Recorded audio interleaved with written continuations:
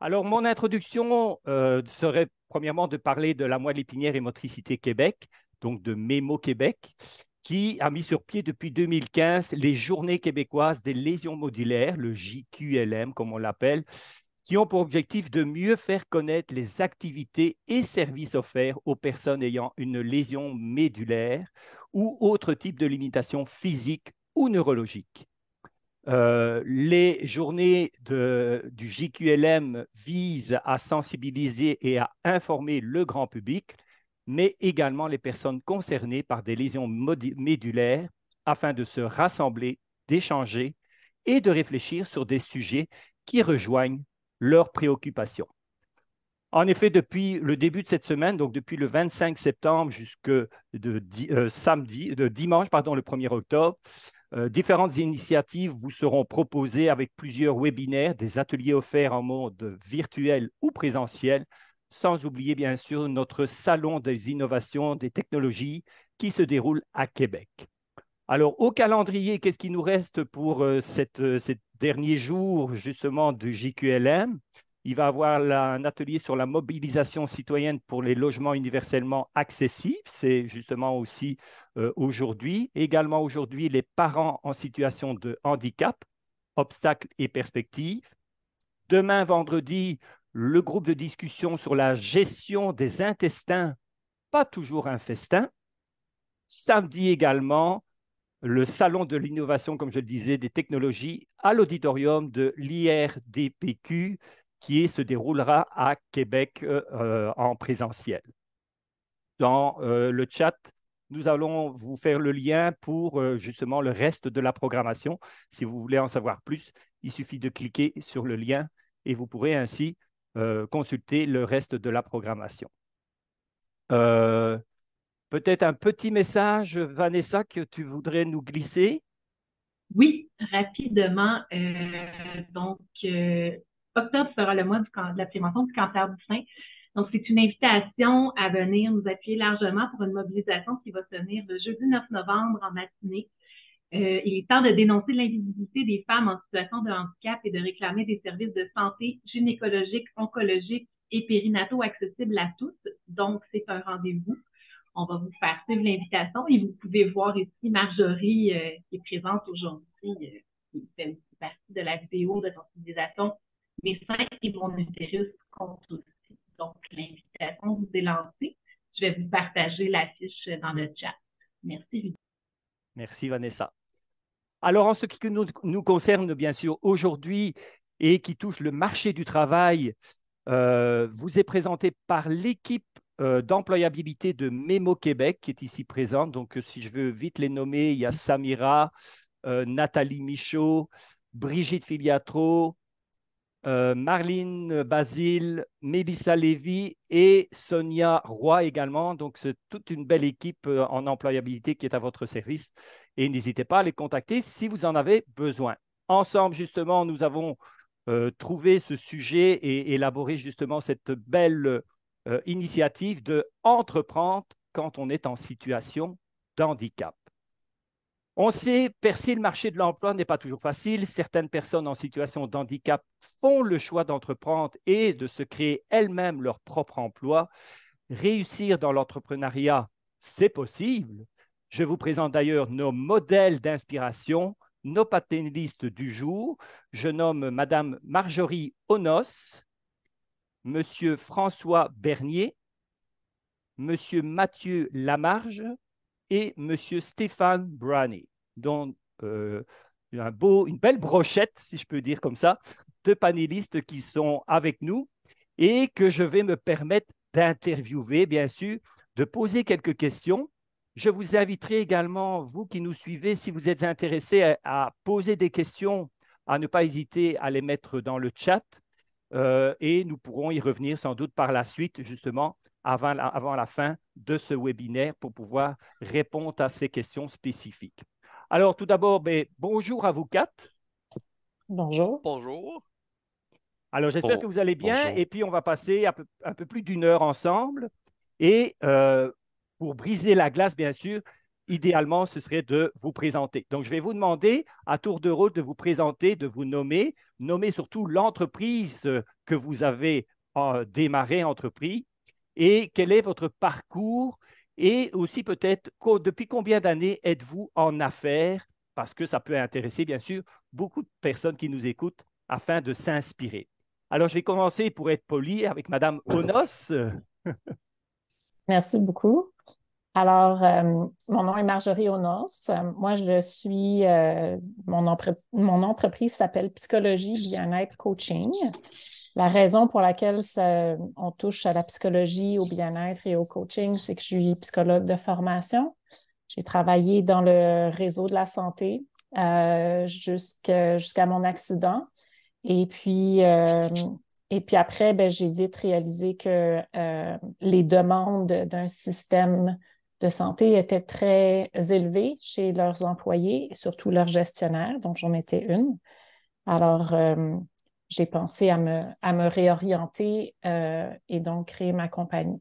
Mais moi, je suis une compagnie bébé, alors ça fait même pas 1 an. Alors, je suis vraiment dans les débuts à faire connaître la compagnie puis à travailler. Puis juste pour savoir, on en parlera un petit peu plus tard. Oui, Donc, bien merci. sûr. C'est clair que je vais vous poser des questions. Monsieur Bernier, présentez-vous. Oui, donc, en fait, je suis fondateur de l'entreprise Horizon B2B. Grosso modo, qu'est-ce qu'on fait? C'est qu'on aide les entreprises B2B avec leur marketing, leur développement des affaires et leur stratégie de communication. J'ai aussi une toute nouvelle division qui s'appelle Axel, qui a pour but d'aider les entreprises à être plus inclusives. Donc, à intégrer convenablement les personnes. Avec différents handicaps. Moi, ça fait 6 ans que je suis entrepreneur. Donc, tout de suite après l'université, euh, j'ai j'ai terminé une maîtrise en stratégie d'affaires, puis après, je me suis lancé dans l'aventure de l'entrepreneuriat. Puis, ben, c'est ça. Donc, en gros, c'est ça. Moi. Une belle aventure qu'on va suivre justement par la suite. Et puis, je vais suivre justement avec Monsieur Lamarche. Oui, bonjour. Alors, Donc, dites-nous. moi, mon nom, c'est Mathieu Lamarche. Ma compagnie, c'est Groupe GDI. C'est une compagnie qui chapeaute plusieurs autres compagnies, entre autres Construction GDI et différents holdings immobiliers. J'ai créé Groupe GDI en 2010. J'ai eu un accident de moto en 2003. À la base, en fait, je suis analyste financier. Après mon accident, j'avais plus vraiment l'envie de faire du 9 à 5 dans des bureaux à Montréal. Donc, j'ai décidé de partir de ma compagnie de construction et gestion immobilière. Donc, comme j'ai dit, ce que c'est que on développe, on construit en tant qu'entrepreneur général des buildings de moyenne et haute densité. Ensuite, on en est les propriétaires et on en fait la gestion aussi active. Donc, on est 100% intégré verticalement. J'ai aussi une compagnie qui s'appelle GoClico. On fait la location de voitures électriques en copartage. Moi, je suis en affaires depuis que j'ai pratiquement 15 ans parce que moi, quand j'étais jeune, j'avais passé une compagnie de pelletage, j'engageais mes amis. Après ça, j'ai une compagnie de maison de disques qui gérait des groupes de musique, dont celui que moi, je jouais dedans. J'ai aussi une compagnie de compétition en course de moto que j'étais un des courseurs de la compagnie. Fait que je trouve la fibre entrepreneuriale. Puis bon, l'entrepreneuriat, pour moi, c'est vraiment la liberté. Ça permet d'avoir créé mon propre emploi puis d'avoir mes propres horaires, si on peut dire, parce que en tant qu'entrepreneur, ben tes horaires, c'est juste tout le temps. Fait que Oui, je mais ça, on travaille. va y revenir peut-être par la suite, Monsieur Lamarche, hein, justement, C'est parce ça. qu'il a l'air déjà C'est bien moi. parti. C'est Good. correct. Et puis, je vais terminer avec Monsieur Brownie de vous présenter. Oui, mon nom est Stéphane Branné. Mon entreprise, c'est Branné Associé. C'est un cabinet conseil en gestion, en management. Je suis en affaires depuis 2003. J'ai fait de la gestion avant mon accident. Puis, bon, mon accident est arrivé en 94. Suite à ça, la réadaptation et tout. Je devais revenir, puis je vais reprendre mon emploi, qui était directeur d'une succursale de matériaux de construction, mais il s'est avéré que mon employeur a décidé que étant donné mon invalidité, je ne pouvais pas faire mon travail. Donc, à force de faire recherche d'emploi là, au début des années 2000. Là, je me suis dit, bon, je fais quoi? Fait que, finalement, bon, ben, j'ai décidé de créer mon emploi. Je ne serais pas assez azou pour me mettre dehors moi-même. Fait que Branding Associé existe depuis 2003. J'ai dû cesser les activités en 2016. L'entreprise est toujours ouverte. J'ai toujours mon projet de poursuivre éventuellement, mais j'ai dû me rediriger là, en emploi, en théorie à temps partiel, et puis aux études là, pour me spécialiser en technologie de l'information. Donc, c'est ça. C'est mon parcours Excellent. vient de là. Parfait. Ben, merci à vous tous et toutes. Et puis, justement, pour aller dans le vif du sujet, parce que vous voyez, vous entendez qu'on a une belle brochette de panélistes dans différents secteurs d'activité, justement très diversifiés, ce qui nous donne aussi un petit peu un horizon très large de l'entrepreneuriat. Alors, pour aller plus dans la spécificité de notre sujet, justement, euh, donc on a déjà eu l'introduction que vous étiez bien sûr entrepreneur dans votre secteur d'activité, dans une entreprise, mais est-ce qu'on peut avoir un peu plus de détails sur quelle est la nature exacte de votre entreprise? Parce que chacune a un peu sa spécificité très, comment je vais dire, pointue, et ça peut nous intéresser également. Alors, Madame Anos, vous aviez déjà débuté, mais si on veut aller dans le spécifique de ce que vous faites et de ce que vous offrez. En fait, moi, je suis une consultante et un coach en accessibilité. Donc, c'est sûr que c'est un domaine où on est devenu un peu, on a une certaine expertise, n'est-ce pas? Et puis, je suis aussi conférencière. Donc, j'utilise ma formation de base en tant que psychologue, mais aussi mon accident et comment j'ai pu reprendre le dessus pour parler de résilience et pour parler surtout de parentalité en situation de handicap, justement, qui était mon expertise avant mon accident. Donc, voilà. Et puis là, si je peux me permettre, derrière vous, vous avez même édité un livre, Madame Anos. Oui. OK. Mon livre qui s'appelle Maman en fauteuil roulant, donc qui parle de parentalité, qui est quelque chose de très, très important pour moi. Excellent, parfait. Je vais poursuivre avec Monsieur Bernier. Si on veut aller dans la spécificité de B2B, euh, on parle de quoi exactement? Ouais, donc, business to business. Donc, en fait, on aide toutes les entreprises qui ont soit des services, soit des produits pour entreprises. Donc, par exemple, des comptables, des avocats. Donc, c'est vraiment ce credo-là qu'on va aider, puis on va les aider à faire, par exemple, du réseautage, quand rencontrer les bonnes personnes, rencontrer les joueurs clés, quand développer des nouveaux territoires, en utilisant principalement LinkedIn, qui est notre plateforme numéro un, mais aussi on va utiliser différents canaux comme les bons vieux cold calls et email. En fait, comment aider? L'idée, c'est que au début de ma carrière entrepreneuriale, j'étais consultant en stratégie web, puis j'avais aucun réseau. Je connaissais personne dans le monde des affaires. Puis pour rencontrer des gens, j'ai commencé à utiliser LinkedIn. Puis c'est là que j'ai compris à quel point ça fonctionne bien quand on le fait bien. Puis c'est là que j'ai commencé à bâtir mon service pour aider les entreprises à faire la même chose. Mhm. Parce que c'est ça, c'est un outil qui est quand même très connu dans le monde professionnel, mais comme vous le dites et vous soulevez, il faut pouvoir bien l'utiliser. Et c'est peut-être là qu'on va aller chercher votre expertise à ce niveau-là. Exact, parce que peut-être beaucoup de gens ne l'utilisent pas bien, puis je sais que vous avez tous déjà reçu des messages euh, très marketing pitch, comme on dit. Alors que nous, notre approche, c'est une approche vraiment humaine de réseautage pour s'entraider. Puis c'est comme ça que tu bâtis ton réseau, puis par le fait même, tu vas aller chercher des clients, mais aussi tu vas te faire référer et tout. Donc, c'est vraiment de bâtir des relations avec votre marché. Excellent. Puis je vais poursuivre avec M. Lamarche. C'est sûr qu'on a compris, GDI, c'est dans la construction, hein, mais c'est quoi la spécificité justement de GDI? Mais dès le départ, nous, on avait décidé de se vraiment positionner dans le marché en tant que super propriétaire. Donc, au Québec, il y a un peu une mentalité que les compagnies immobilières gèrent des immeubles, puis les locataires, c'est un petit peu des troupes, des parasites, tu sais. Nous, c'est vraiment l'inverse. Le locataire est vraiment au centre de notre préoccupation. Puis, éventuellement, évidemment, à cause de mon handicap, moi, je suis quadraplégique.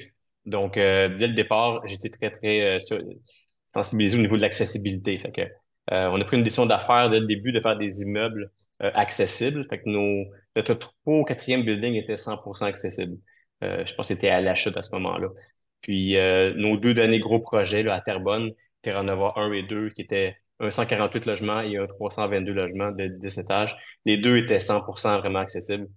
Il y a eu des articles dans la presse faits sur notre projet. Euh, donc, tu sais, moi, j'ai engagé beaucoup de mes amis et de mes connaissances autour de moi. Donc, ils sont très sensibilisés à ça. Fait qu'on a vraiment une vision axée sur l'accessibilité. C'est pas juste les personnes handicapées, c'est aussi pour les personnes qui avancent dans l'âge. Puis ils se disent, bon, ben, s'ils viennent chez nous, ils vont pouvoir vieillir à la maison au lieu de. En tout cas, ils vont pouvoir retarder leur entrée, exemple, en maison de retraite ou CHSLD. Fait que c'est vraiment la spécificité qu'on a chez GDI, ouais. Excellent. Puis, ben, par rapport à ce que vous dites, j'entends, c'est beaucoup sur les couronnes de Montréal. Est-ce qu'il y aurait des projets futurs à Montréal même également? Là, nous, on a commencé loin, on a commencé à Sainte-Agathe-des-Monts, euh, principalement parce qu'au début, on n'avait pas d'argent. Donc, les terrains sont peu dispendieux plus loin du centre-ville. Donc, tranquillement, on a fait notre chemin vers le centre-ville. Donc, on a fait des projets à La Chute, à Terrebonne. Puis là, maintenant, pour la première fois, on fait 2 projets à Laval, dont un au centre-ville de Laval, à côté du marché 440, 15 étages de 284 logements, qu'on fait pour la première fois aussi sans partenaire financier. On est tout seul au complet. Donc, éventuellement, Montréal, on verra, mais c'est beaucoup plus difficile dans les grandes villes. Tout à Lever fait. un Bon, projet à Sainte-Agathe, on parle d'une procédure qui peut prendre peut-être 6 mois, 8 mois. Laval, ça fait 3 ans et demi qu'on attend le permis. Fait que, OK. là, il faut payer les intérêts sur les prêts, les taxes municipales, fait que ça prend beaucoup de ressources. Puis comme je dis tout le temps, toute grande chose a un petit commencement. Fait que j'ai dit, ça a commencé, j'étais tout seul. J'avais loadé mes 2 cartes de crédit, hypothéqué ma maison. Puis maintenant, bon, le Lévis à Laval, centre-ville, c'est un projet de 100 millions. Tu sais. Fait que juste un pas à la fois, puis tranquillement, les choses, tu développes année après année. Il faut juste jamais lâcher. Excellent. C'est bon. Donc, il ne faut pas lâcher. Et puis, on va terminer avec M. Brownie. M. Brownie, vous êtes dans le développement des affaires. Oui, Parce que c'est très large, ça, le développement des affaires. Vous, c'est quoi votre exactement. spécificité? La spécificité de Brané Associé, c'est moi, je suis consultant en management.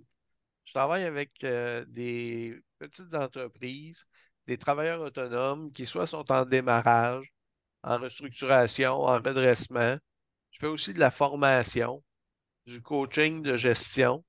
J'ai créé des formations, par exemple, sur la gestion du temps, qui est une des problématiques de à peu près tous les travailleurs autonomes, même de beaucoup de gestionnaires, là. Fait que c'est un peu notre spécificité, c'est de travailler avec les travailleurs autonomes et les petites et moyennes entreprises. Je dirais que la plus grosse entreprise pour laquelle on a travaillé, avec laquelle j'ai travaillé, avait 30 employés. J'aime me garder dans les petits, là, parce que c'est eux autres qui ont le moins accès à des soutiens. Mhm. Idéalement, un moment donné, on avait un projet avec le Centre local de développement d'Argenteuil.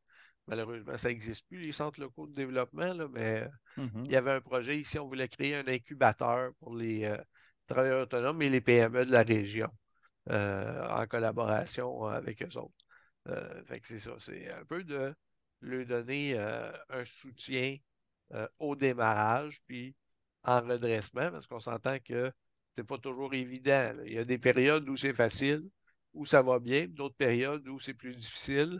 Puis c'est là où il ne faut pas hésiter à aller chercher un consultant puis se faire aider. Mhm.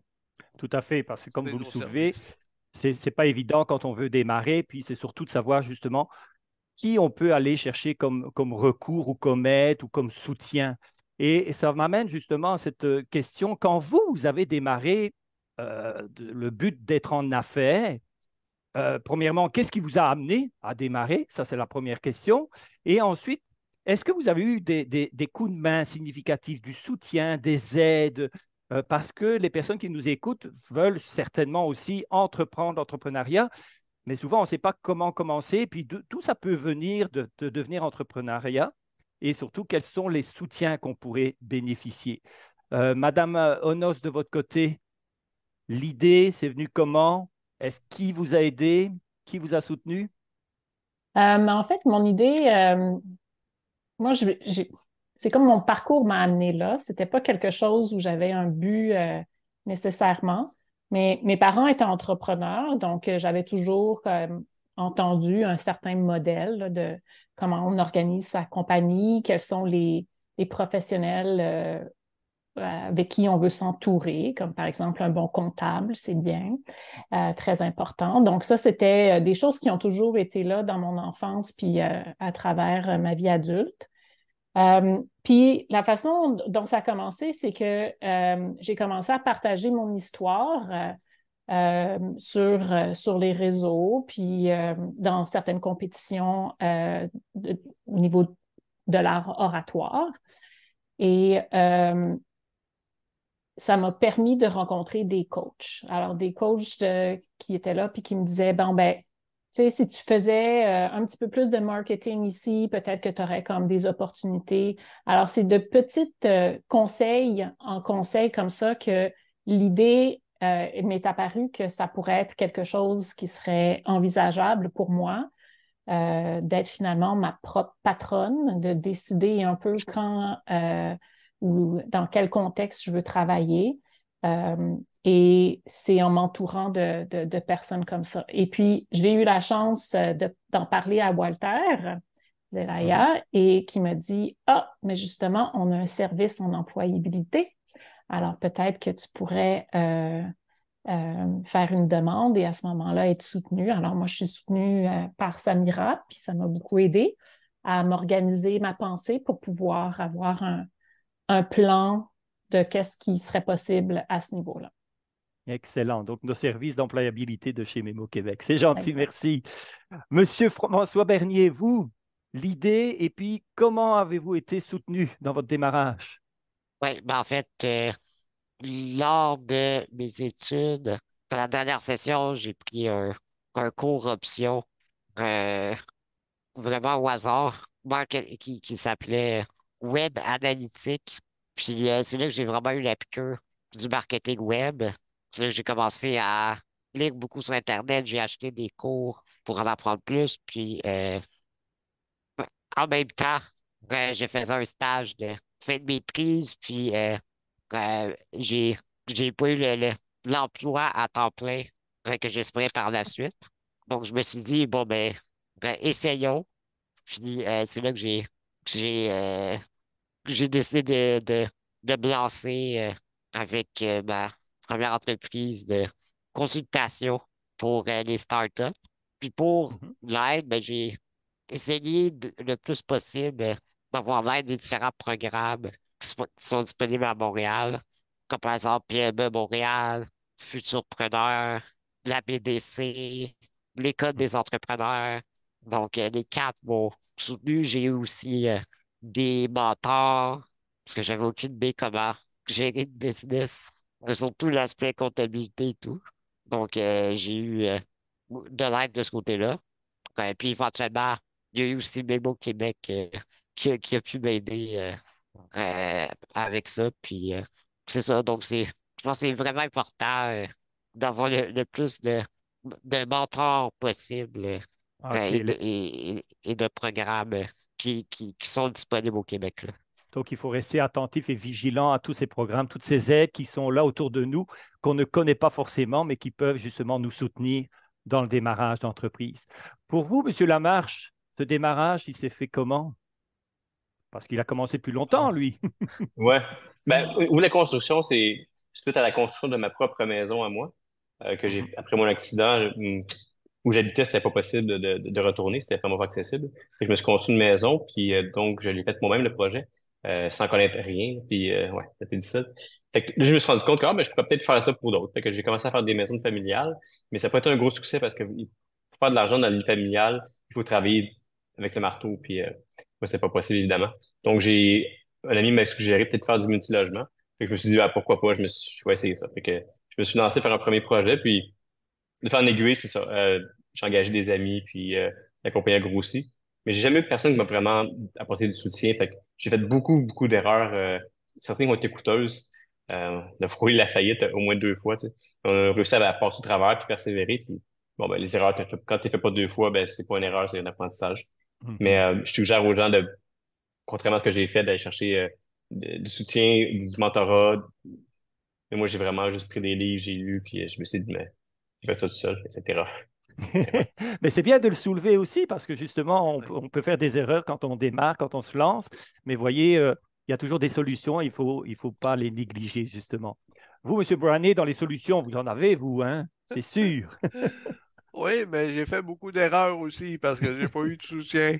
Moi, ma première idée, quand je suis retourné aux études, voyant que je n'étais pas capable de me trouver un emploi là, entre 96 et 2000, ben, je suis retourné aux études. Fait que je suis retourné, j'ai fait un baccalauréat en administration des affaires. Bon, quand Mhm, j'ai eu terminé en 2005, ben, je l'ai terminé en 2005, là, mais j'avais déjà commencé à avoir des petits mandats en 2003, d'où l'ouverture du cabinet. Mais déjà au début des années 2000, j'avais fait des processus de demande d'emploi pour intégrer la fonction publique au fédéral ou au provincial. C'est des programmes qui sont très longs, là. Ça dure au minimum un an, puis après ça, tu tombes dans un bassin, puis tu es en stand-by, là. Ça fait mhm. 23 ans que je suis en stand-by. Mais tout ça pour dire que c'est ça. Éventuellement, j'ai décidé de partir en affaires aussi, parce que, comme j'ai dit en introduction, je serais pas assez fou de me mettre dehors moi-même, là. Fait que, ben, c'est ça. Ça a été un principe assez erreur, un peu comme Mathieu l'a dit. J'ai pas eu de soutien, là, contrairement à, j'écoute Mme Onos, M. Bernier, là, qui ont eu les soutiens de Mémo Québec. Il n'y a personne qui fait la promotion de ça, malheureusement. Mhm, Encore moins au début des années 2000, là, ça se faisait pas. Fait que j'ai démarré par moi-même. Fait que j'ai fait un paquet d'erreurs moi aussi. Ça m'a coûté beaucoup d'argent. J'ai presque tout perdu moi aussi. Puis il a fallu que je me relève les manches là, à plusieurs reprises. Heureusement, avec le soutien là, de ma famille, de mes amis, ils m'ont encouragé, ils m'ont dit lâche pas, là, ça va se placer. Puis j'ai eu un bon soutien, fait que j'ai passé au travers, puis ça s'est bien déroulé là, pendant plusieurs années. Là, j'ai connu 13 très, très bonnes années. Là. mhm. Fait que c'est ça. Fait que, mais c'est ça, il ne faut pas hésiter à se renseigner puis à aller chercher de l'aide. Mais je pense que ce qui est important, là, maintenant, Internet là, est très ouvert.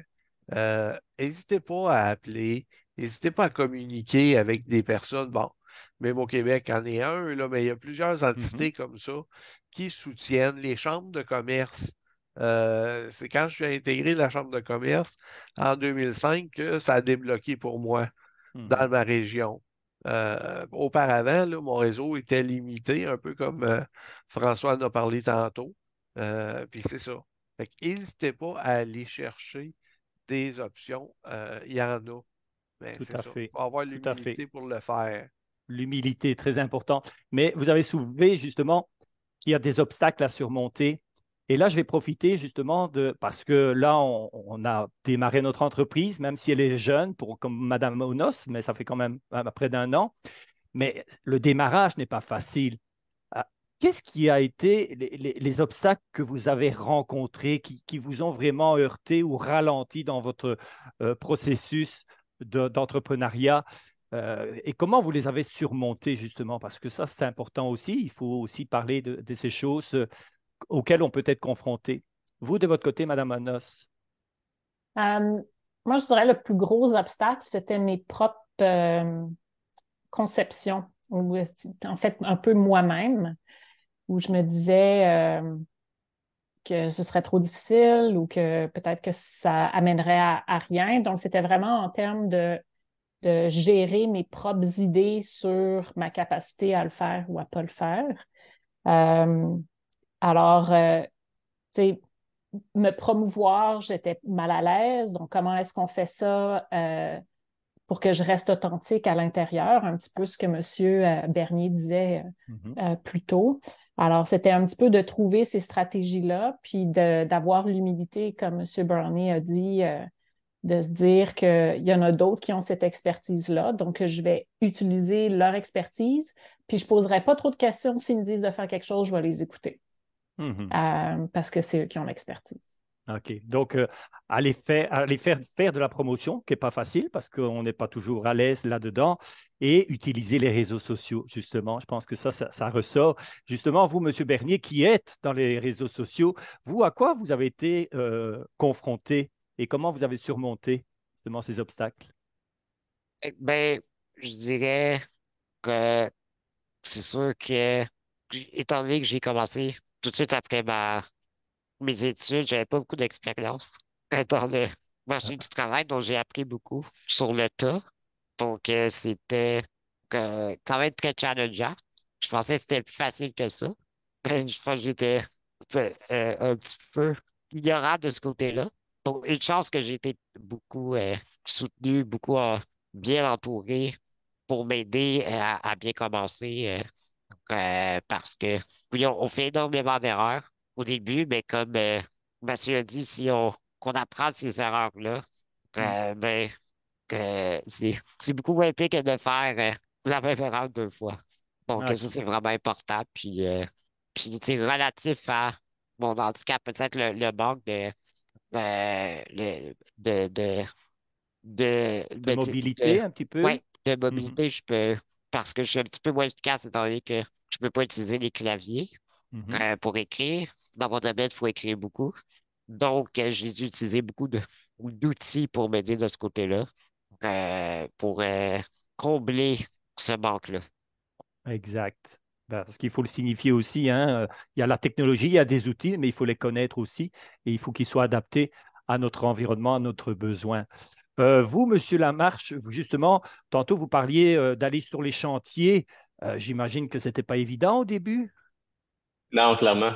Non.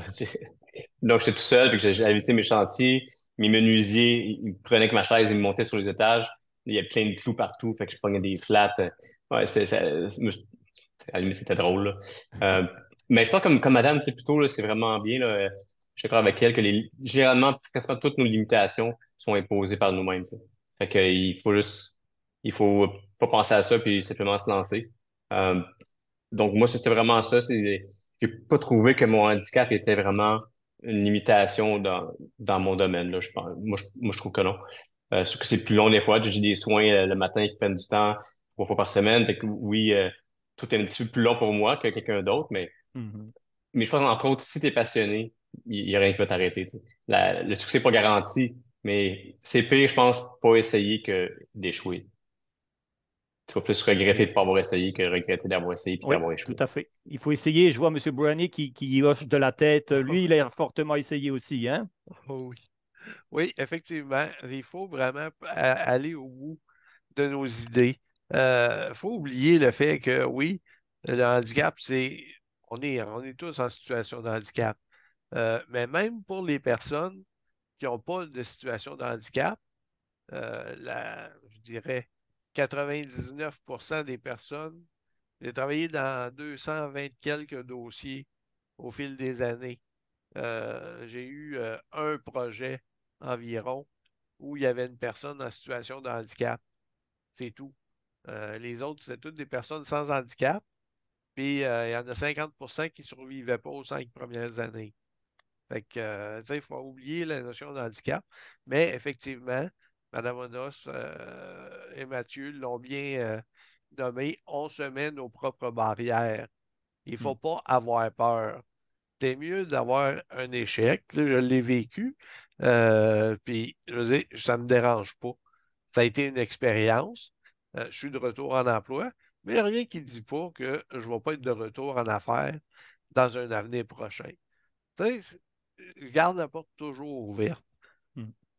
J'ai retrouvé dans l'emploi la même liberté d'horaire que j'avais parce qu'on a des contraintes, effectivement.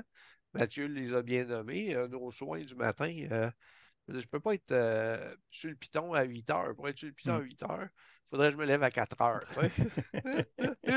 Fait que je ne pourrais pas faire du 9 à 5 là.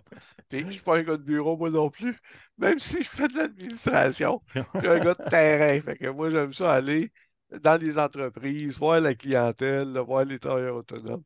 Fait que c'est ça. Non, il faut vraiment aller au bout de ses rêves. Puis les obstacles, c'est nous autres qui nous les créons. Il C'est faut ça. passer par-dessus. Trouver des Exactement. solutions. Donc, on va mettre les obstacles de côté, on va aller plutôt avec les avantages parce que être son propre patron quelque part, ça a des avantages. On a sans doute une meilleure gestion de son temps, de son environnement. Donc, justement, pour donner un peu l'enthousiasme à toutes ces personnes qui nous écoutent et qui souhaiteraient démarrer l'entrepreneuriat, qu'est-ce que vous leur donneriez comme avantage pour leur donner le goût de démarrer leur entreprise? Madame Onos. Ben, c'est sûr qu'il y a des éléments, je pense qu'on nommerait tous le fait d'être en charge, de pouvoir décider pour nous-mêmes et par nous-mêmes. L'horaire, comme je peux être là quand Thomas, mon fils, rentre de la maison, je peux l'aider à faire ses devoirs, donc j'ai comme pas de 9 à 5, j'ai pas de trafic le matin non plus, donc ça a beaucoup aidé. Puis, ben, il y a eu quand même certains avantages à la pandémie, dont la possibilité de toutes ces plateformes-là de se développer. Donc, il y a aussi beaucoup de choses qui se font, qui, qui me permettent de faire un travail sans avoir nécessairement à me déplacer physiquement. Donc, c'est quelques avantages que je pouvais penser. Mais là, vous parlez parce que vous travaillez principalement de la maison, Ouais. mais je sais que j'ai dans les autres, justement, panélistes, il y en a qui travaillent, ils ont des bureaux. Je pense, vous, Monsieur Lamarche, hein, vous avez des bureaux. Mhm. Donc, vous devez quand même vous déplacer. C'est quoi les avantages? Qu'est-ce que vous pourriez dire par rapport à votre travail au quotidien, que ce soit au bureau ou à domicile? C'est quoi ce que vous retirez comme avantage d'être en entrepreneuriat? Ouais, je pense que l'avantage vraiment numéro un, c'est le sentiment d'accomplissement. C'est vraiment le principal avantage que je trouve, selon moi. Tu sais. Quand tu fais de la passion pour quelqu'un d'autre, t'enrichis ton patron, puis tu t'avances dans la vie. Ta carrière, elle avance, oui, mais des fois, c'est très tranquillement. Quand tu es entrepreneur, bon, ben, tu sais, au final, si tu réussis, tu as du succès, ben, c'est 100% ou en grande partie grâce à tes efforts et à l'effort de ton équipe en arrière de toi éventuellement. Mais pour moi, c'est vraiment ça le numéro un. Puis le reste, bon, ben, c'est sûr que, bon, dans mon cas aussi, les soins, tout ça, ben, ça me permet d'avoir mes propres horaires, là, comme d'arriver un petit peu plus tard au bureau, les journées que j'ai des soins, ce genre de choses-là. Euh, ouais, c'est pas mal ça, mais en gros, c'est vraiment le sentiment d'accomplissement pour moi. Excellent. Et pour vous, Monsieur Bernier? Ouais, ben, je suis d'accord avec Mathieu, côté motivation. C'est sûr que, bon, moi, j'ai jamais vraiment eu de patron.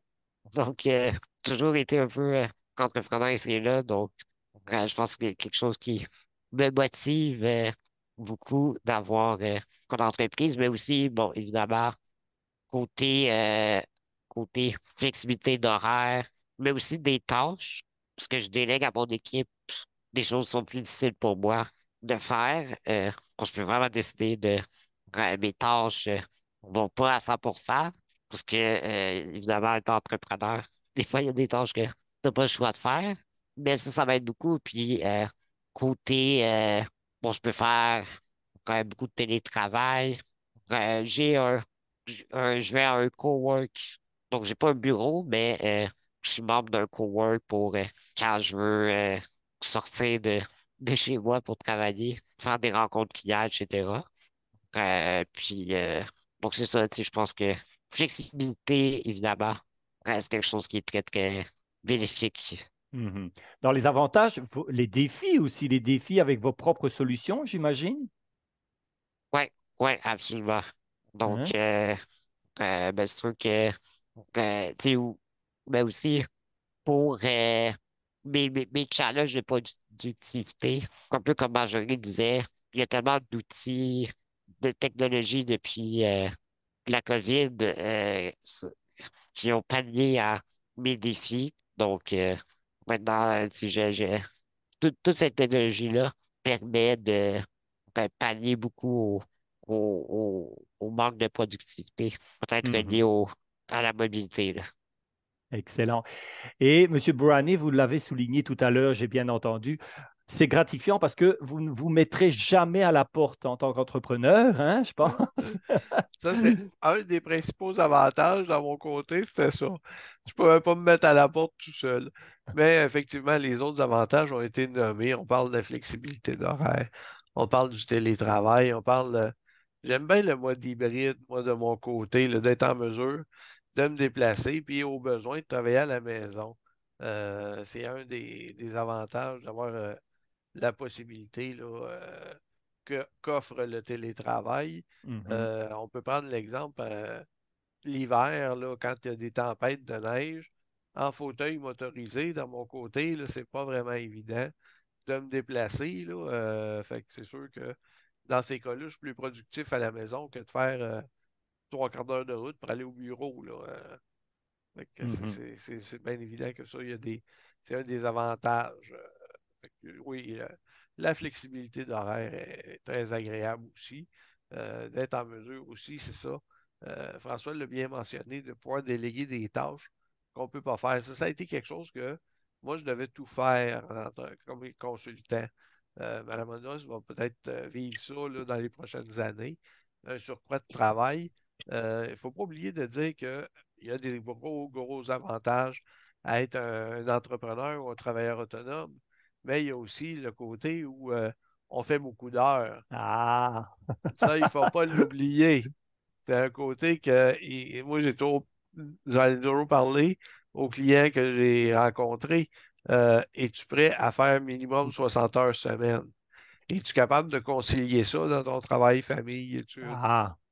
Il ne Un faut bon pas sujet oublier ça. justement qui Oui, m'amène justement à la question parce que justement, c'est ce que j'allais dire à vous entendre. J'entends, oui, beaucoup d'heures de travail, beaucoup de flexibilité, mais beaucoup d'heures de travail. À partir de là, moi, je me pose la question, mais si on fait beaucoup d'heures, comment est-ce qu'on arrive à concilier sa vie de famille avec le travail, avec notre quotidien? Et là, je pense que M. Bouranier, vous soulevez un bon point. Alors, je vais vous laisser la parole justement. Vous, comment vous gérez ça? de mon côté, ben, les semaines ont 7 jours. Mhm. Comme pour moi, l'important, quand j'ai commencé en affaires, mes enfants étaient jeunes. Fait que pour moi, l'important, c'était d'être avec eux autres. Fait que chaque fois qu'ils étaient avec moi, j'étais dédié à eux autres à 100%. Fait que ça voulait dire, ça impliquait ça, de faire du travail en soirée, du travail le jour, des fois tôt, le temps qu'ils étaient à l'école. Puis après l'école, ben là, quand ils sont retournés au dodo, ben là, on recommence à travailler. De rentrer puis travailler les fins de semaine, quand j'avais mon bureau, puis qu'il n'y avait pas de télétravail, j'allais travailler les fins de semaine aussi. Fait que ça implique de moduler le travail en fonction de ça. De mon côté, des fois, les semaines ont eu au moins 60 heures, des fois plus la famille. Fait que, il ne reste plus d'heures de sommeil. Il ne faut pas oublier que je suis impliqué un peu partout au niveau de conseil d'administration. J'ai fait 8 ans comme conseiller municipal ici à La Chute. Fait que, avec toutes les implications, des fois, là, il ne reste plus grand temps de dodo. Fait que quand on est prêt à faire ça, par exemple, là, ça vaut la peine. Moi, je peux juste dire ça. Euh, j'ai toujours le feu dans les yeux quand je vais au bout d'un projet. Présentement, je suis pour l'Association québécoise pour l'équité et l'inclusion postsecondaire, puis on est en train de tout restructurer. Puis ça, là, c'est les projets que j'adore le plus. Mhm. Moi, partir un projet, le refaire, le remodeler, c'est un peu comme pour Mathieu de bâtir un nouvel immeuble. Mhm. C'est de repartir à partir de la base, faire les bonnes fondations, puis monter ça en fonction que ça soit bien et que ça soit conforme. Fait que, il y a des désavantages, mais il y a toujours des solutions Il y a quand on toujours des veut. solutions. Oui, Oui. tout à fait. Pour vous, Monsieur Bernier, justement, composer avec la vie de tous les jours, quotidienne et notre travail qui nous prend beaucoup de temps également, comment vous composez avec tout ça? Ouais, ben, moi, je dirais, ben, c'est sûr que pendant mes journées de travail, je suis beaucoup, beaucoup en rencontre clients, rencontre équipe, rencontre prospects parce que je fais la vente. Donc, j'ai moins de temps de faire mes autres tâches que j'aime le plus faire. Ça, je les fais plus après 5 heures, puis le week-end. Mais ça me dérange pas parce que c'est des choses que j'aime faire. Donc, Mhm. tu sais, souvent, le monde me dit, pourquoi tu travailles le week-end? Mais en fait, moi, ça me dérange pas parce que c'est des tâches plus stratégiques que j'aime le plus faire. Après ça, c'est sûr que qu'au début, je travaillais vraiment trop pour mes limites. Je faisais du 60 et plus. Puis j'ai engagé un consultant qui a optimisé mon horaire, optimisé mes tâches. Puis en l'espace d'un mois, on a réussi pour la même chose à descendre à 40 heures. Donc ça, c'est quelque chose que il y a toujours moyen de un peu optimiser son temps, son organisation.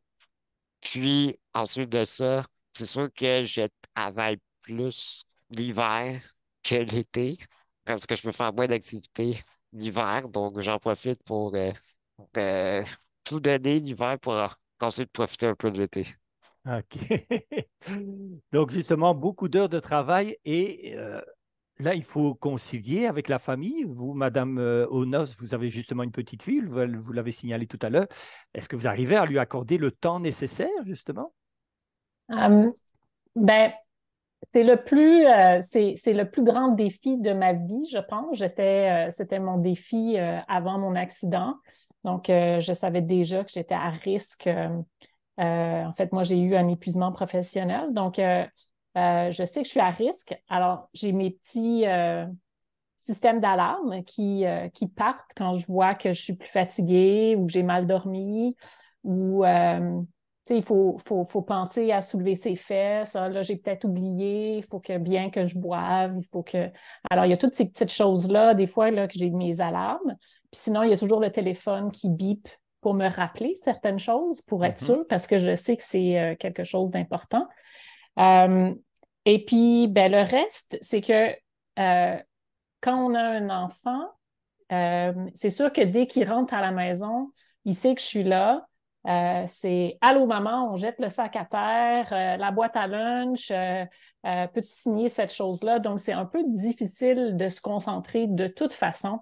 Alors, un petit peu comme Monsieur Brownie, il y a certaines tâches que je fais plus tard, des fois dans mon lit même, pour essayer de concilier un peu les choses. Puis sinon, je dirais que moi, dans mon domaine, parce que je fais des conférences, ben, des fois, la conciliation, c'est de trouver un endroit où je pourrais faire une conférence, puis j'en fais un voyage. Alors, OK. au mois de mai, on est allé en Islande, et puis au mois de février prochain, on s'en va à Hawaï. OK. Et vous Alors, faites on vos en profite. conférences à distance, donc, c'est ça? Ah oui, ben en fait, je me déplace. OK, Ah là, carrément. c'est plus du télétravail Mais quand on non, ça, a la chance d'aller à Hawaï, quand c'est une même. combinaison loisir et travail, c'est Exactement. bon, ça. Voilà. Vous, Monsieur Lamarche, justement, comme les autres l'ont signifié, ben, on travaille beaucoup d'heures, les samedis, dimanches, ça fait partie des jours de la semaine, la vie de famille. Vous, comment vous conciliez tout ça, vous? Euh, Ah! Ah! Très difficilement. Très, très difficilement. Je suis pas. Tu sais, tout le monde est différent. Je pense pas que je suis exemple à suivre, mais moi, j'ai pas d'enfant, par contre. J'ai ma nièce et mon neveu, qui sont enfin ma soeur, que je m'occupe beaucoup, qui ont habité chez moi pendant de longues, longues années. Euh, mais c'est pas mes affaires à moi. Tu sais, c'est rare que je fais en bas de 70 heures par semaine. Ça a déjà monté jusqu'à 100, tu sais. Mais au-dessus de 80, je pense qu'il y a des rendements dégressifs importants qui apparaissent. Euh, c'est tellement difficile d'être entrepreneur, il faut que tu aies vraiment la passion puis le feu. Si tu ne l'as pas, c'est vraiment dangereux de se lancer parce que c'est taxant pour la santé physique et mentale quand même. Mais il faut vraiment que tu aies le feu. Tu sais, moi, j'ai pas l'impression de jamais travailler. Jamais. Tu sais, comme le matin, je suis pas, hey, je vais à la job. Tu sais. Dans le temps, quand je serais dans le bureau à Montréal, comme analyste financier, c'était ça. Tu sais. Je faisais du 9 à 5, puis j'étais à la job, puis à dehors, j'étais pas à la job. Mais moi, je fais ce que j'ai à faire, puis pour moi, c'est jamais le travail. La journée où est-ce que je vais commencer à penser que je m'en vais à la job puis que ça me tente pas le matin, ben, je pense que je vais juste arrêter. Tu sais. Mais oui, c'est un défi, avoir une vie sociale. Dans les moments difficiles, surtout maintenant, la compagnie elle va mieux maintenant, fait que c'est un peu plus facile. Mais j'ai encore pas pris de vacances depuis pratiquement 8 ans, je pense. Mais ouais, c'est un de mes défauts, je pense que c'est ça. C'est Mal concilier ça. toute une gestion, justement. Alors, je vais justement profiter, avant de poursuivre, si pour les personnes qui nous suivent, si vous avez des questions, n'hésitez pas à les mettre dans le chat ou bien peut-être les retenir. On vous donnera le droit de parole à la fin de cette rencontre. Là, je vais justement arriver un peu vers la fin de notre rencontre avec, justement, là, je vais laisser un peu libre choix par rapport à chacun de si vous auriez des conseils de l'information à rajouter, des choses spécifiques qui n'auraient pas été soulevées à travers mes questions, qu'est-ce que vous souhaiteriez rajouter ou signifier? Madame Arnos? Oui. Oui. Ben moi, j'aurais comme peut-être trois conseils. Moi, je dirais la première, c'est de bien s'entourer. Ça, je pense que c'est vraiment important. D'avoir une vision à long terme, c'est-à-dire que des fois, on fait des petites actions, mais il faut comme se dire que ça nous amène à quelque part et d'être clair dans où on veut que ça nous amène. Puis ça peut vouloir dire qu'on doit mettre certaines ressources de côté ou qu'on doit déléguer, un petit peu qu'on a parlé tout à l'heure. Puis le troisième conseil, c'est que des fois, il faut juste se lancer. Parce qu'on peut trouver tout plein d'excuses pour ne pas le faire. Mais comme on en a entendu parler avant, des fois, ben, c'est mieux de faire que de regretter de ne pas l'avoir fait. Oui. Oser, oser Oser. justement se lancer. Et justement, Monsieur Bernier, quand on parle de oser, vous, ce serait quoi vos recommandations ou vos conseils que vous donneriez? Ben, en fait, moi, je dirais, tu sais, un petit peu dans la même veine que Marjorie, de le plus possible trouver des mentors qui ont de l'expérience dans le domaine que tu te lances. Ça va te sauver beaucoup d'erreurs. Ça va te sauver beaucoup d'étapes. Ça va vraiment t'aider à bien commencer. Ceci dit, il ne faut pas avoir peur de faire des erreurs, de prendre des risques. Je pense en entrepreneuriat, c'est important. Quand tu fais une erreur, il faut juste apprendre de ça. Puis, c'est comme ça que tu vas évoluer, c'est comme ça que tu vas faire grandir ton entreprise. Troisième chose, je dirais que c'est très important de bien embaucher.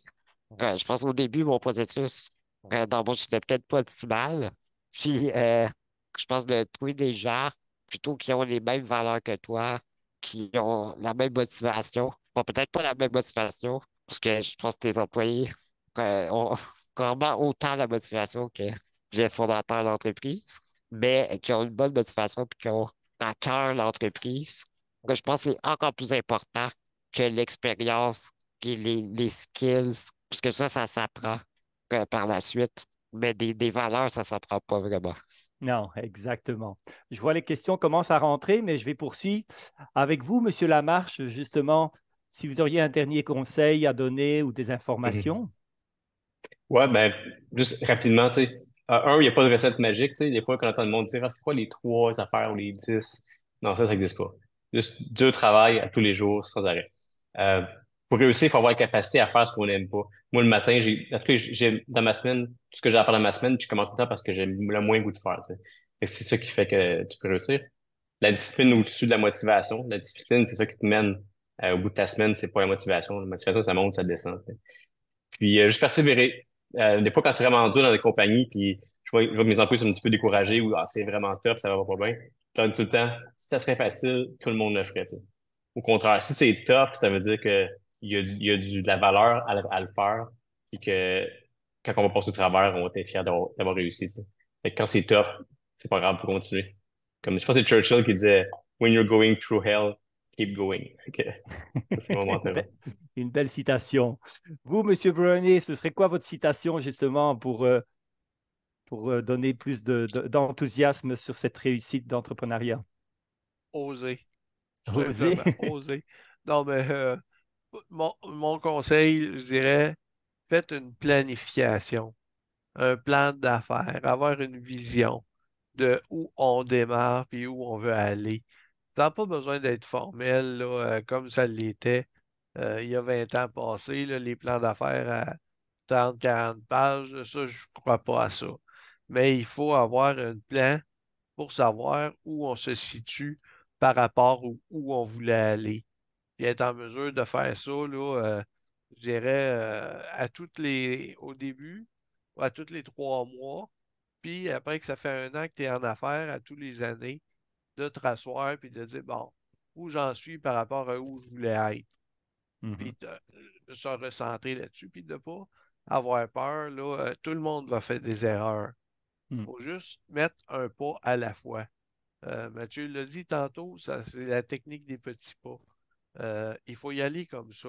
Si on ne fait pas ça, on va trouver un moment donné là, que la bouchée est trop grosse à prendre, puis on va s'étouffer avec. En y allant, là, un pas à la fois, puis il faut oser entreprendre. Oser, Oui, exactement. exactement.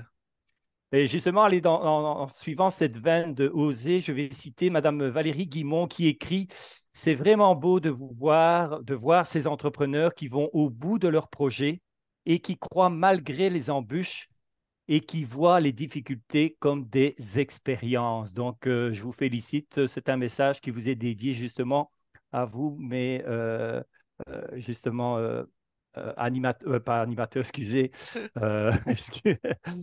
Euh, je voulais lire justement les questions suivantes. J'ai une question de Monsieur Patrice Carrier. Existe-t-il des subventions pour aider les personnes handicapées à se lancer en affaires et pourraient devenir travailleurs autonomes? Est-ce que quelqu'un veut prendre la parole par rapport à cette question? Il y a eu une subvention qui s'appelait la mesure de soutien au travail autonome, Mhm. qui, je crois, est encore en vigueur au gouvernement du Québec, qui est gérée par normalement les MRC maintenant, là, ou les sociétés de développement économique pour certains secteurs, là, si je pense à Mirabel ou Laval, Montréal, ils ont leur société de développement économique. Par l'entremise de ces personnes-là, il y a des subventions. Je Mhm. pense que chez Mémo Québec, il y a un soutien aussi là, dont ont bénéficié deux des panélistes, là. Tout à fait. Justement, moi, je sais aussi, ben, c'est sûr que ça, il y a des subventions, des programmes spécifiques pour, par exemple, pour aider les jeunes de moins de 35 ans aussi. Il y a aussi des programmes à travers c'est le SAGE de mémoire, hein, si je ne me trompe. Mais c'est sûr Jeunes qu'il y a promoteurs. des jeunes promoteurs. On peut toujours aussi le voir, comme je pense que c'est vous, M. Browning, qui était passé aussi par PME, PME, les petites moyennes entreprises. C'est C'est ça. François qui est passé par là. François, pardon. Oui. Donc, il y a des organismes qui sont là. Donc, n'hésitez pas, posez vos questions, faites des recherches pour répondre justement à M. Patrice Carrier. Une autre question qui nous vient. Rudy, Oui, si tu permets pour cette question, oui. si vous avez posé par exemple cette question il y a quelques mois de ça, peut-être l'année passée, je vous dirais il y en a plusieurs. Mais actuellement, donc celle sur laquelle on se base autant que, par exemple, les conseillers en emploi, c'est vraiment le CIT contrat d'intégration au travail, qui est une mesure de Service Québec. Hmm. Avant ça, donc il y avait aussi la subvention STA, subvention travailleur autonome, qui est une subvention de Service Québec aussi, mais elle n'existe plus Ah, actuellement. bon. Il y avait aussi celle de Sphère Québec, qui est un programme aussi donc fédéral. Celle-là aussi, dernièrement, on peut plus l'utiliser. C'est deux subventions que ça nous aidait vraiment, surtout pour le démarrage, la période de démarrage pour accompagner nos clients et tout. Il nous reste maintenant, donc on se base beaucoup plus sur le CIT, contrat d'intégration au travail, mais c'est un petit peu difficile de l'utiliser au démarrage de Oui. l'entreprise. Donc il Mhm. faudrait quand même avancer un petit peu d'abord pour qu'on puisse l'utiliser. Voilà. Donc, il y avait des moyens, il y en a qui ont été coupés, mais il y a toujours d'autres moyens. Et ça m'amène à la question de justement Walter Zeyala, notre directeur de chez Moelle Épinière et Motricité Québec, qui vous demande à vous, panélistes, justement, y a-t-il un soutien que vous auriez aimé recevoir de Mémo Québec ou des gouvernements dans le processus de votre création d'entreprise? Donc là, on peut peut-être nous ramener justement vos sollicitations un peu plus haut. Alors, je vous laisse la parole pour peut-être donner ces sollicitations qui auraient été positives dans votre démarrage d'entreprise. Monsieur Brownie. De mon côté, j'aurais aimé connaître les programmes. Il n'y a pas de promotion qui se font. J'ai connu les programmes comme Jeunes promoteurs ou la mesure de soutien au travail autonome, qui malheureusement n'existe plus, là, mais qui étaient très appréciés à l'époque. J'aurais aimé que c'est ça, qu'on soit mis au courant de ces choses-là. De votre côté aussi, il faudrait peut-être faire plus de promotion sur le contrat d'intégration au travail. J'ai appris j'ai eu mon accident en 94, puis j'ai appris que le contrat d'intégration au travail existait en 2022 parce que j'ai appliqué pour travailler à 18 heures semaine à la KIEP, justement. Puis c'est Mme Lévy là, qui m'a mis au courant de ce programme-là parce que notre directeur à l'époque en bénéficiait d'un, puis il m'a dit: Ah ben oui, tu aurais droit à ça, je suis pas mal sûr. Fait que C'est Monsieur sûr, Zelaya, c'est faudrait la... faire un peu plus de promotion sur le CIT. Mais nous faisons beaucoup d'efforts, je vous avoue, chez Mémo Québec, justement, Oh dans la oui. promotion de notre diffusion d'informations. C'est sûr que n'oubliez pas, nous avons toujours nos pages Facebook, nous avons notre Paraquat également, qui est soit en version papier ou digitale, que vous pouvez recevoir gratuitement.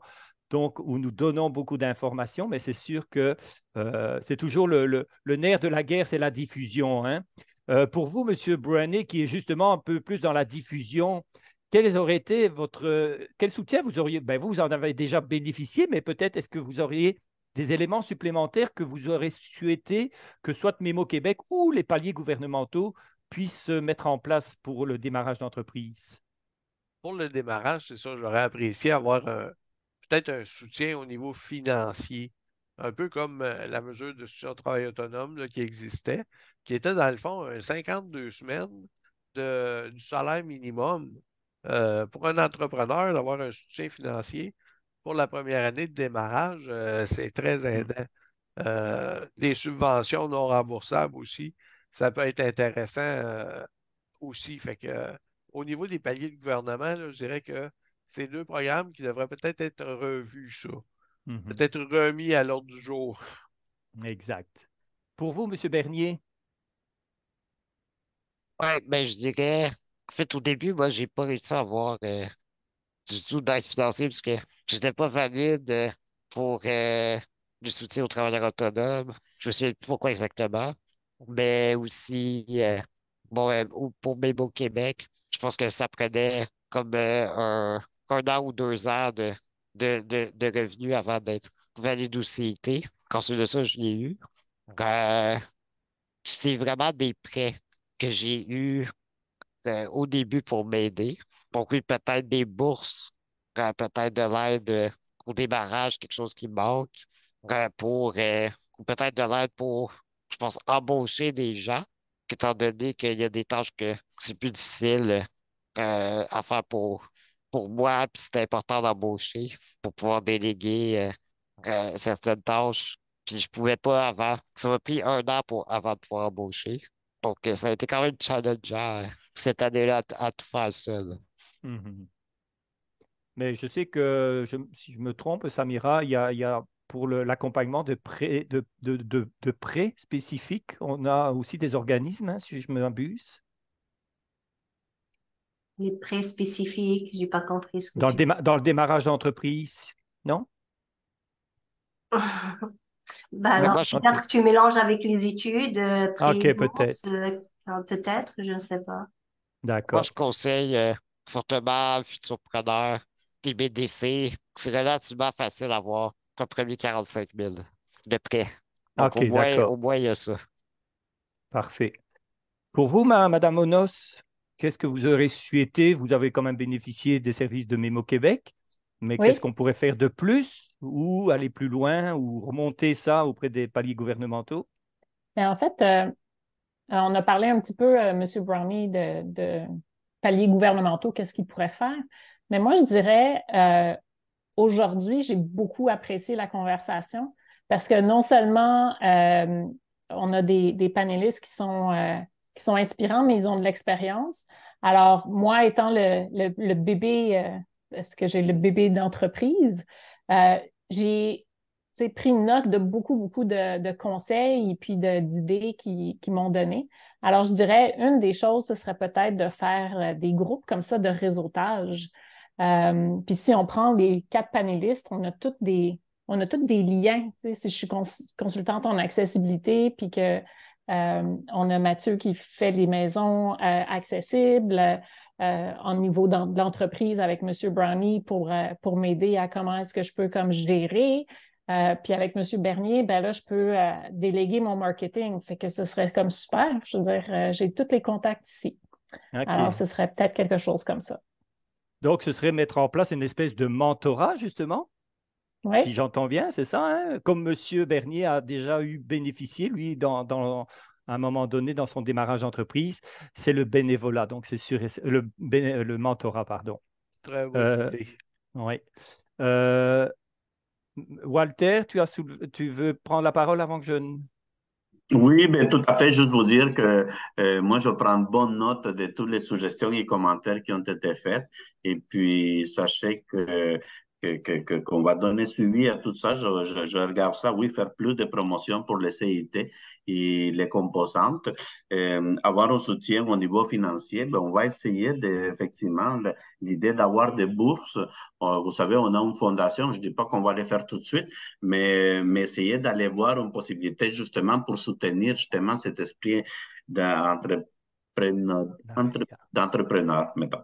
Et les subventions remboursables aussi, je trouve ça comme très intéressant. Et la question du réseautage. Sachez que depuis un bon moment, on est en train de penser justement à ça. Comment faire en sorte que des gens puissent échanger davantage et que l'expérience que les gens ont puissent les transmettre et échanger à d'autres. Je pense que ça aussi, c'est quelque chose avec ce que vous nous dites. Ça nous confirme quand même qu'on va continuer dans ce sens-là. Alors, juste pour rassurer qu'on va travailler là-dessus. Merci. Merci. Donc, Monsieur Lamarche, voyez-vous qui avez démarré seul parce que vous ne saviez pas qu'il y avait toutes des ressources, mais là, je pense que vous repartez. C'est sûr, vous n'allez pas redémarrer votre entreprise, elle est déjà démarrée, mais à l'issue de tout ce que vous avez entendu, est-ce que pour vous-même, est-ce que ça vous réconforte de savoir qu'il y a des choses qui sont mises en place? Oui, oui, bien sûr. Puis c'est juste savoir que c'est possible, que d'autres l'ont fait. Juste ça, des fois, c'est assez pour quelqu'un décide de le faire, tu sais. Fait que oui, avoir du mentorat ou juste comme ce qu'on fait comme aujourd'hui, c'est vraiment super. D'autres, si une seule personne voit ça et fait comme ah ben tu sais, si ils l'ont fait, moi je suis capable. Puis, ouais.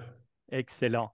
Donc, je vais proposer justement peut-être à ceux qui nous écoutent et qui nous suivent de peut-être, s'ils le souhaitent, rentrer en contact avec vous directement à travers votre nom et prénom sur votre page LinkedIn, puisque je sais que vous avez toutes et chacun une page professionnelle qui pourrait peut-être justement se permettre de vous contacter pour poser une certaine question ou avoir peut-être plus d'informations. Je pense que vous me permettez de diffuser l'information à ce niveau-là et de ne pas hésiter à ces personnes qui souhaitent en savoir plus ou vous contacter directement, de le faire à travers vos pages professionnelles LinkedIn.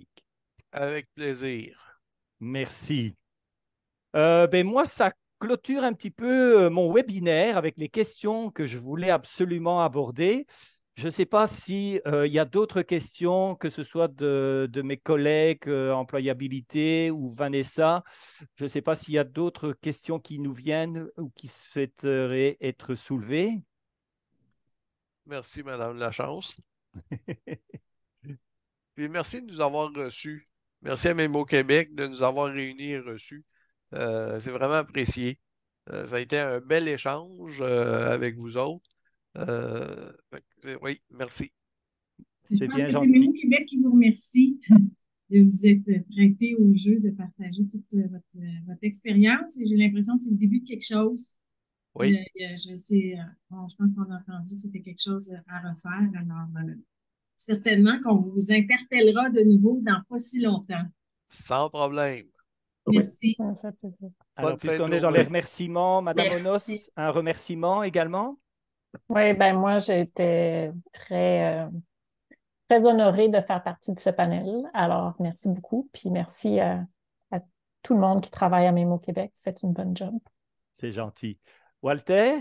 Oui, sachez que la question de l'emploi des personnes en situation de handicap, pour nous, c'est une bataille extrêmement importante et notre implication est tant pour faire avancer au niveau de l'opinion publique l'importance que les personnes en situation de handicap aient une place dans la société au niveau de l'emploi, mais c'est pas juste une question de faisons une place simplement, mais parce qu'il y a un apport concret et vous le avez montré aujourd'hui, c'est toute la société qui est gagnante, comprenez-vous, quand on embauche des personnes de la diversité, à vrai dire, de la diversité, je pense en général, c'est la richesse même de la société. Mais nous sommes conscients que nous avons encore des pas importants à franchir. La sous-représentation des personnes en situation de handicap sur le marché du travail est encore trop importante.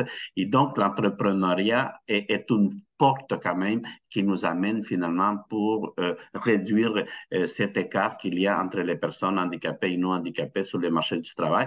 Vous dire également donc que ce soit au niveau, nous continuons de représentation, nous travaillons avec le ROCEF, qui est notre regroupement national avec où il y a des organismes qui travaillent pour l'intégration et le maintien en emploi des personnes en situation de handicap. Il y a le comité consultatif personnes handicapées également, donc on fait partie, puis Pascal Chanou, qui est la coordonnatrice, est ici aujourd'hui comme assistante. Alors, c'est des initiatives de travail. Je pense qu'ensemble, il y a différentes forces qui continuent à avancer.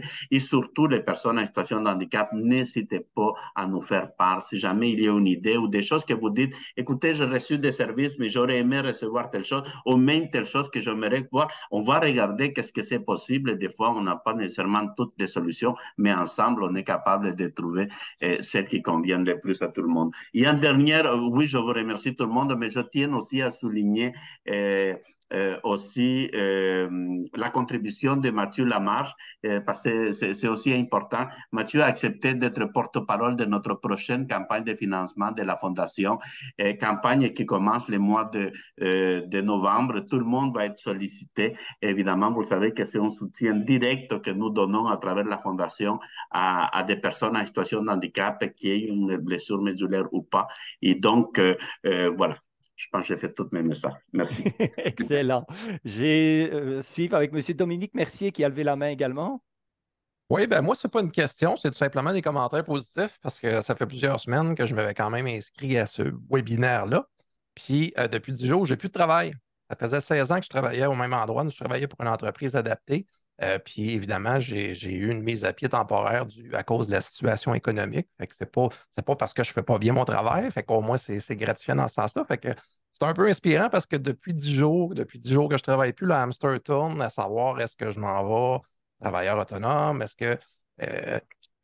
où est-ce que je vais me diriger? Ça, le futur va décider. Est-ce que je vais retourner aux études aussi? Fait que les panélistes, j'ai pris vos noms en note. Je vais sûrement vous contacter.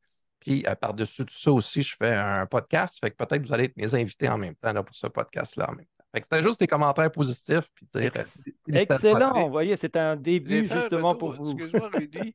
J'ai fait un retour aux études en 2019. Okay. Oui, c'est ça. Faut faire le saut aussi. Ça, faut pas avoir peur. Il n'y a pas d'âge. Quand il arrive un revirement comme ça, là, c'est ça. Je suis retourné pour aller en gouvernance des technologies de l'information, justement pour me spécialiser là-dedans. Oui, c'est une bonne idée. Bravo.